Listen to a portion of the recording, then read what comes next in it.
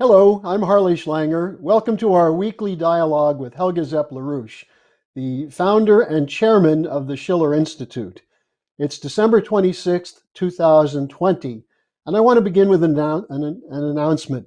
Beginning today, our dialogues will appear each week. They'll be posted each week on a new website, the LaRouche Organization, along with my daily updates, along with news stories, videos, because it's more necessary now than ever that the views of Lyndon LaRouche and the method of Lyndon LaRouche be brought into the fight to counter the lies and corruption of the mass media, which also now is appearing in the so-called alternative media, including the targeting of China and Russia. So in this period of chaos and disinformation, Helga, what's your thoughts on where we're headed as we come to a new year? Well, I think that is an open question because it is not just an objective necessity which will unfold, but it is very much also dependent on what is the subjective factor. How do the people of the world react to a situation which is indeed incredible? 2020 will go into history as for sure in the memory of most people as a annus horribilis, as a horrible year where you had the pandemic, you had mass unemployment, you had insecurities about the future. And if you look into the coming year, well, there are certain parameters which we already know and we will talk about it.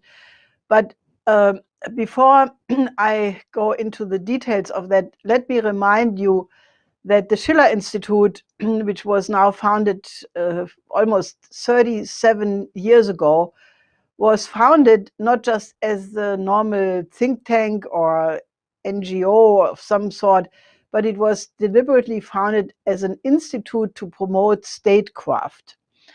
Now, many people ask, what is statecraft all about? Well, it is very important. And the key to it, if you want to study it, look at the Aesthetical Letters of Friedrich Schiller.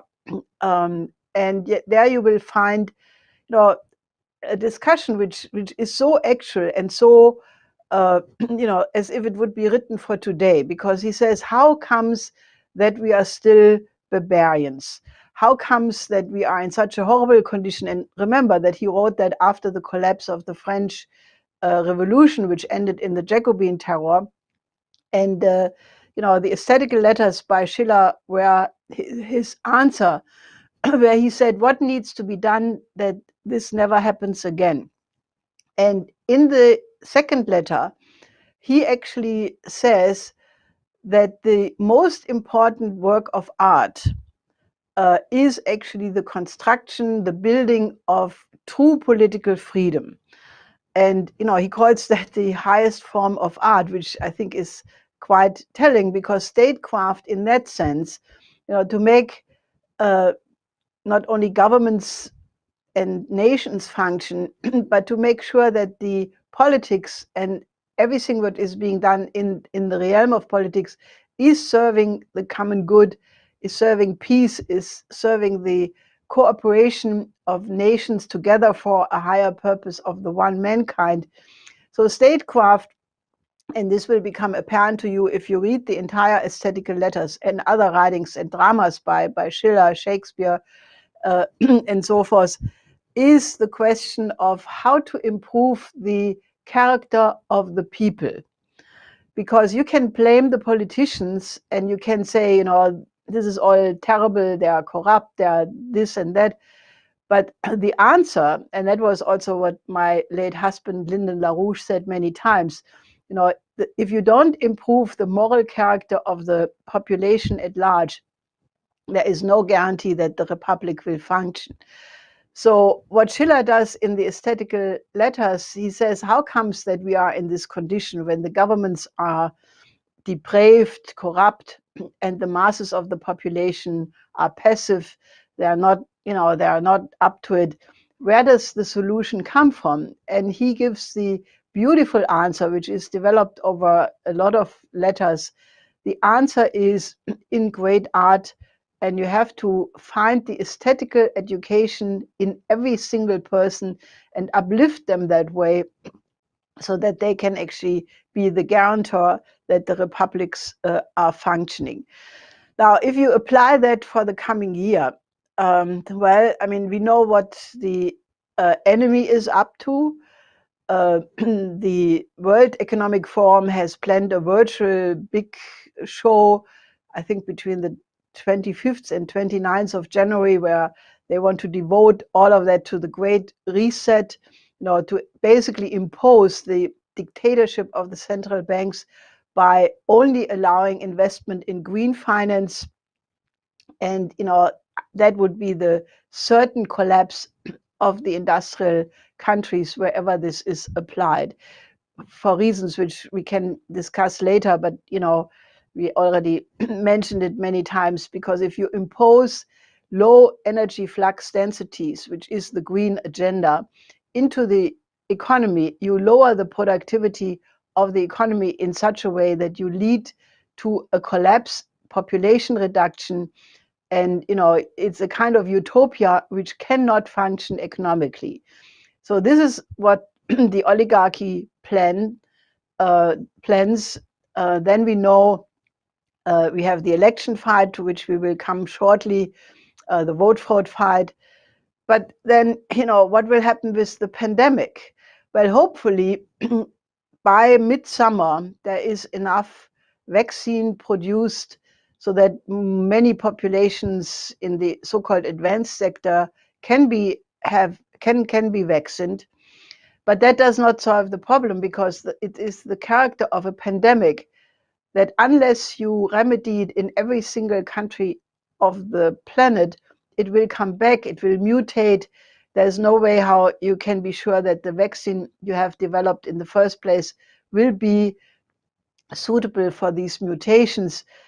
And right now you have the line that some countries like Peru or Mali will only get vaccines by 2023, 24. I mean, this is completely unacceptable. So we have to find ways of accelerating the production of vaccines so that every single country can have access to them, including the logistics for it and so forth. Then naturally, in this coming months, we are confronted with this famine, of which Beasley from the World Food Program has said it's of biblical dimensions. 270 million people are threatened in the coming months of starvation. That has to be remedied, and that can only go into effect by doubling agricultural production. Then, there are many other things which will happen in the course of this year. But the most important is to come back to this idea of statecraft. We have to get a completely different idea of what politics is all about. It cannot be, bureaucratic arrangements. It cannot be just keep your power for power's sake, keep the population stupefied by silly entertainment. No, the opposite has to occur. We have to have a population around the world uplifted by classical culture, finding the roots of their own creativity.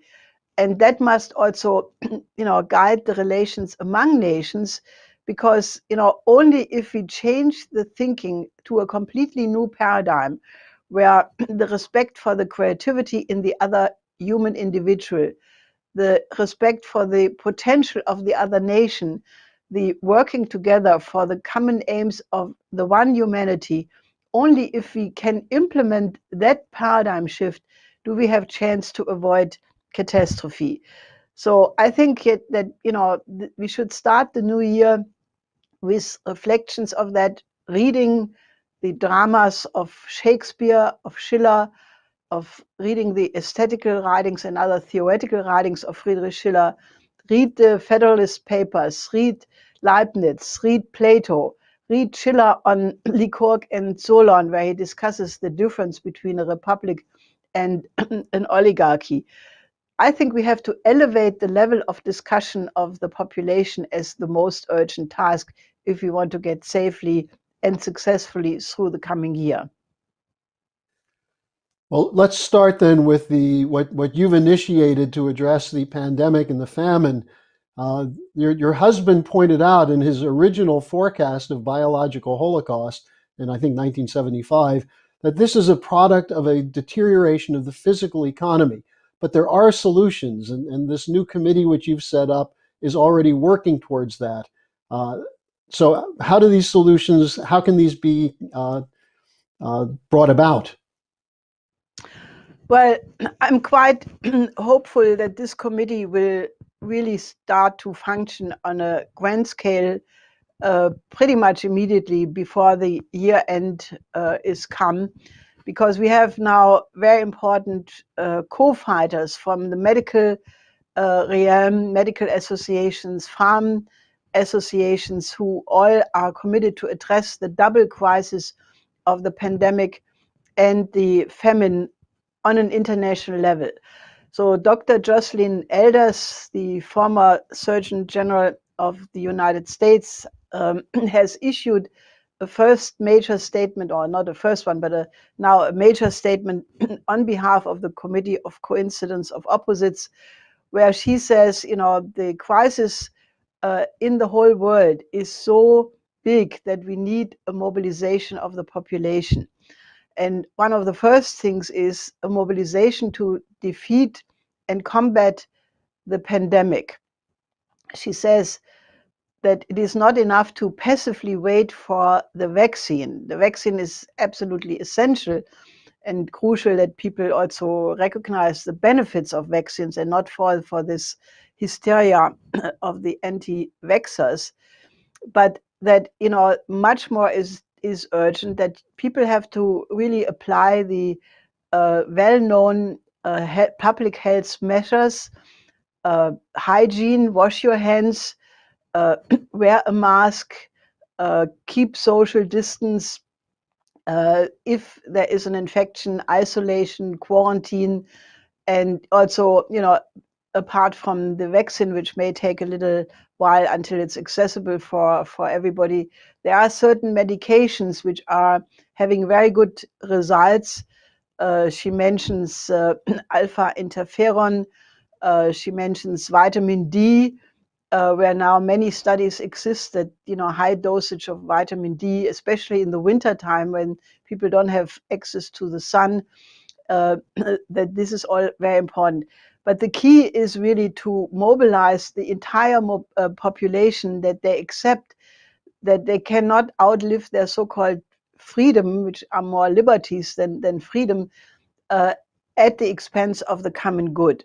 So that is the first thing she wants, and we joined in this effort, mobilize young people, that they help in the education of the population, that they get a medical training, and that being done not only in the United States and Europe, but also in partner countries in Africa, and naturally also wherever it's needed, Latin America and elsewhere, and that a real mobilization of the population is occurring.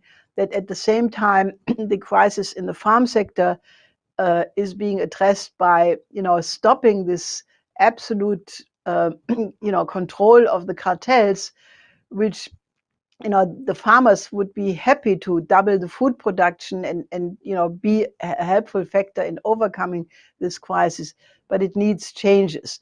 So it will be the combination of medical people, people of goodwill, farmers, who all will work together to get a change in policy, because the governments could have done it already, they didn't do it.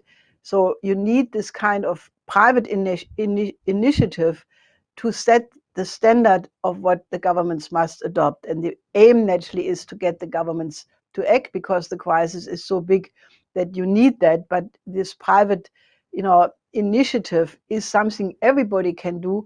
And therefore, I want to invite you and urge you to become part of it, because it is the most important thing you can do for your future and for humanity at this point. And for information on the Committee for Coincidence of Opposites, you can go to the Schiller Institute website, where we'll be covering that.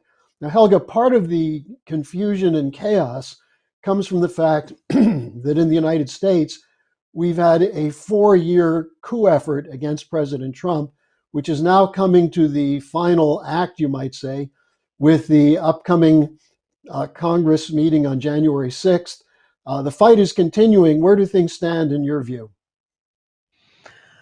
Well, again, the battle is huge, as you could see by the decision of the Supreme Court in the case of Pennsylvania and Texas, where basically it was not ruled on merit, but just on procedural questions. So I think it's very important that President Trump hangs in there. And, he made this very passionate speech where he said that why this vote fraud has to be fought, that it is democracy which is at stake and in danger. So we have to see there are many, many incredible things still coming to the forefront. You had the situation in Nevada where Trump's legal team could put together proof that there were voter irregularities in 130,000 cases, 42,000 where people voted more than once, 19,000 where people voted who live outside of Nevada, 15,000 who used commercial addresses, not house or apartment, but firms, and so forth and so on. 130,000, that's enough to overthrow that result. Then you have 4 constitutional lawyers making an amicus curiae brief in Alabama, basically supporting Trump in his petition to the Supreme Court to revise the Pennsylvania Supreme Court. And then naturally you have Trump's announcement that he's considering to appoint a special counsel to investigate the election fraud. Then you have mobilization by many state legislators, some congressmen, that on January 6th there should be this basically going back to the American Constitution, that it's the state legislators who determine who is the president. It's not the people. It's according to the Constitution, the state legislators and the Electoral College which should decide that. Now, given the irregularities, this can become a major debate for sure of some sort. If it will be enough to overturn the result, that depends again to a very large extent how much mobilization by the population putting pressure on the state legislators will occur between now and then.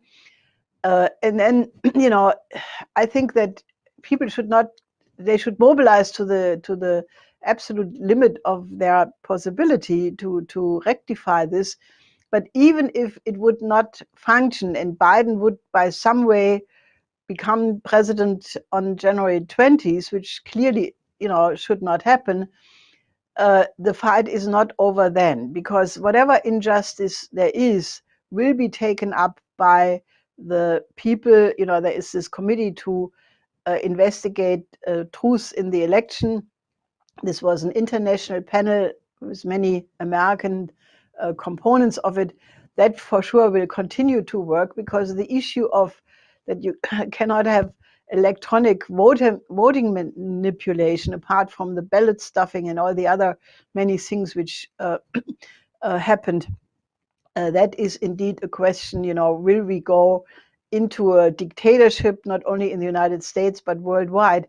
So the battle for sure, one way or another, will continue. But it is quite an existential question, because obviously what happens in the United States, if the United States is turned into a banana republic where the social media can censor the president, I don't know what should happen to the so-called democracies elsewhere. Well, and the stakes couldn't be higher, because as this is going on, the vote, excuse me, the fight to overturn the election theft, what's also going on is an escalation in the anti-China campaign, mixing it into the whole question of vote fraud, but also just the idea of the advancement of NATO into the Indo-Pacific region, the containment, the encirclement of China. This is getting out of control, isn't it? Yes, and it is very clear that, the really British initiated campaign to blame China for the COVID, and then unfortunately President Trump taking over that line from April 18th onward, I remember that date, and I researched it again, was very unfortunate, because in the beginning Trump praised China for having applied anti-pandemic methods very well, but then he somehow bought into this line that China was to blame. And now the neocons and the warhawks in the Democratic Party are going absolutely haywire by blaming China for about everything. And naturally, one of the worst ones is this Jake Sullivan, the new supposed national security advisor for Biden, who is now putting maximum pressure on the EU that they should not conclude their EU-China trade agreement, which was scheduled to be concluded before the year end. There is some vacillation in Europe at this point, but then naturally you have the very, very evil manipulation of the Epoch Times, which is an intelligence operation. And it really, basically what they say is that, that it was China which stole the election, which manipulated all kinds of electronic devices, that the Dominion machines were belonging to China, and all kinds, which is not true objectively. So this was a two-part video, which was done by Tess Hollowhouse, who is one of the former executives of the Epoch Times, who has all of these lies in a two-part video. Unfortunately, President Trump retweeted that. And this is really bad, because, Trump, one can say many positive things about Trump, among them that he, really wants to have the American architecture put on a classical basis. But he also makes some serious mistakes, and I think it is our job to absolutely say that. And one of the most potentially dangerous mistakes is to join in this attack on China. The only purpose for doing that is to create an enemy image for war. And all the people who are mindlessly repeating that or not opposing it make themselves guilty of condoning something which could lead to World War III. So I really think this is very bad. And I want to contrast that with a rather interesting article by one Richard Henania, who made a very interesting argument. And I really think, anybody who knows anything about the Chinese politics and what they're actually doing will agree that he has a point. What he says is there is actually no conflict between the United States and China. Even the rise of China is not a geopolitical threat or a military threat, not even an economic threat. First of all, these are two large economies on different poles of the world, so to speak. There's no immediate territorial conflict. So it's not a threat to the United States. It is only a threat to the American establishment.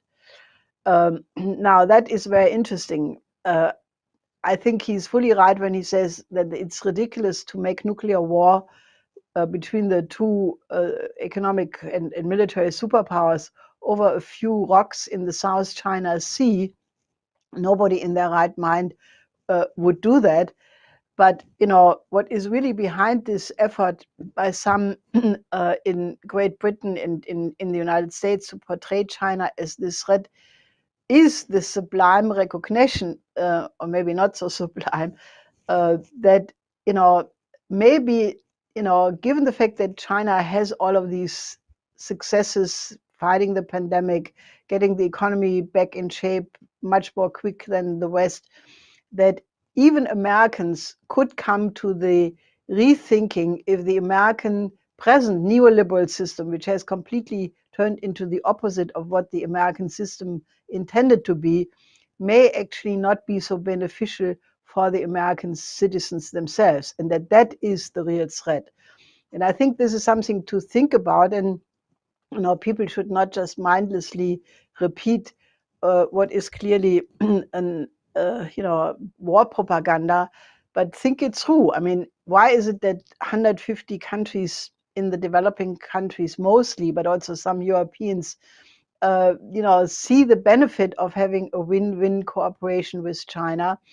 And my husband, Lyndon LaRouche, already in '97 made a beautiful speech, which you still can see in the video, where he praised the new Silk Road, or sometimes called the Eurasian Land Bridge.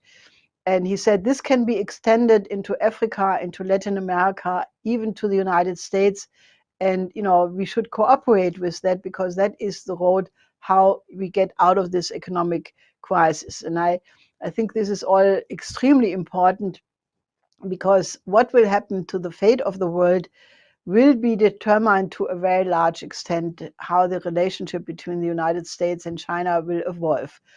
So that is extremely important, and people should reject this anti-China propaganda, which not only brings the United States back to the darkest hours of the McCarthy period, but it's also completely immoral and disgusting.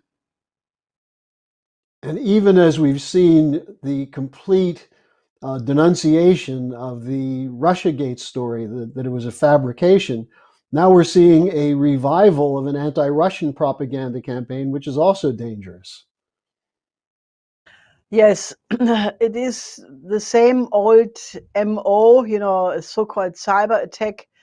No proof delivered. As a matter of fact, some of the people who have been fighting against the Russiagate with us for a long time, including Bill Binney, but also Colonel Black, I think Mr. Sief and Lozansky also said that this is absolutely a lie, and just repeating the same story, which was the basis for Russiagate.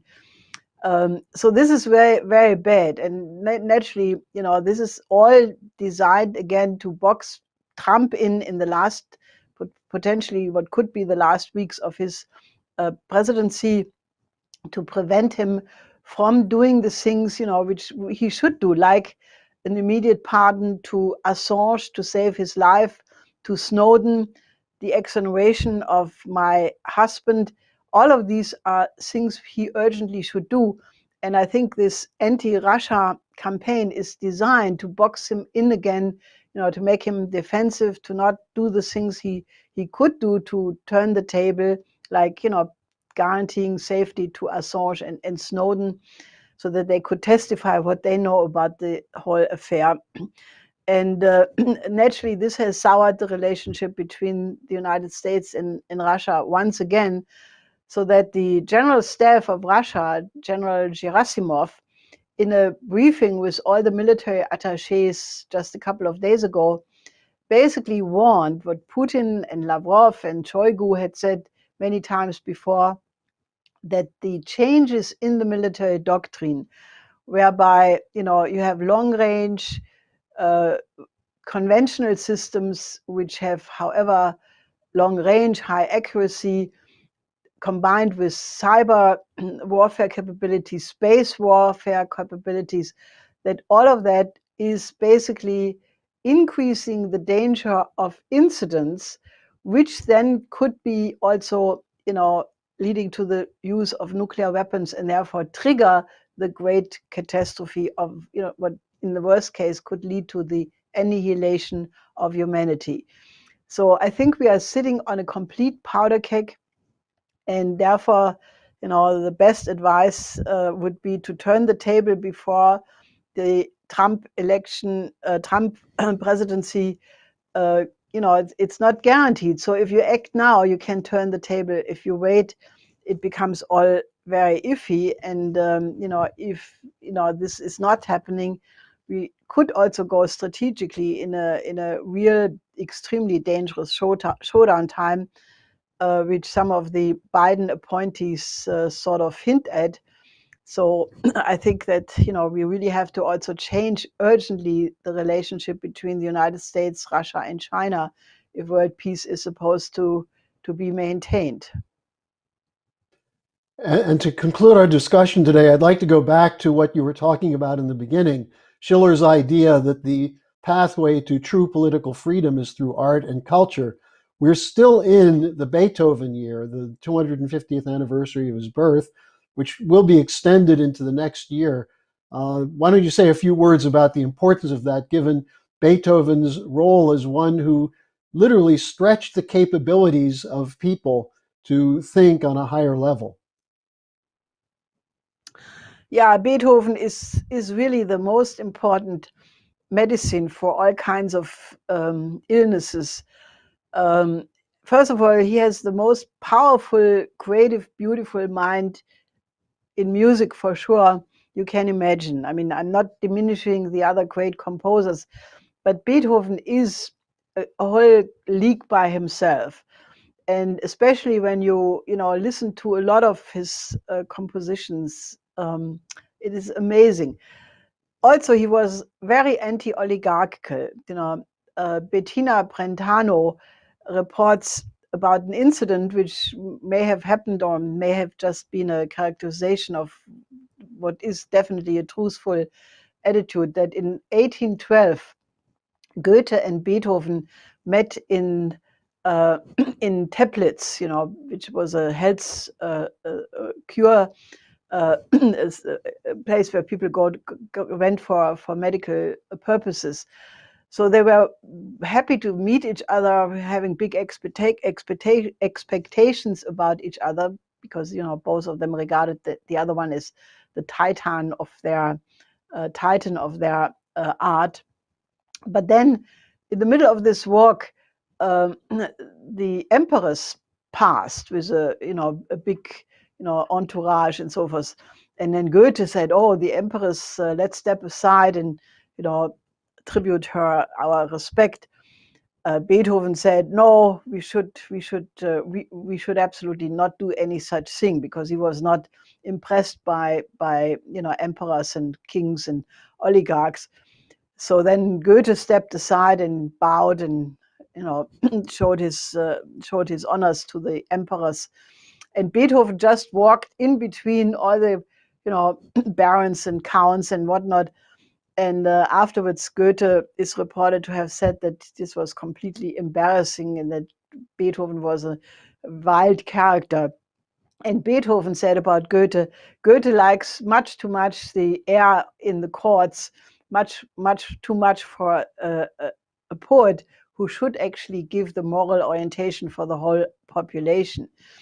So I think that attitude of anti-oligarchism is also present in the music of Beethoven, and naturally it was the attitude of Schiller in everything he wrote. So I think it is very important that we, in difficult times like this, resort to those means which can make us better people, or can help us to struggle to become better people and to think aesthetically more beautiful, to think elevated, to think in terms of length, and that's why I fully endorse that the Beethoven year should be extended really until all concerts which had to be cancelled because of the pandemic can actually be played physically.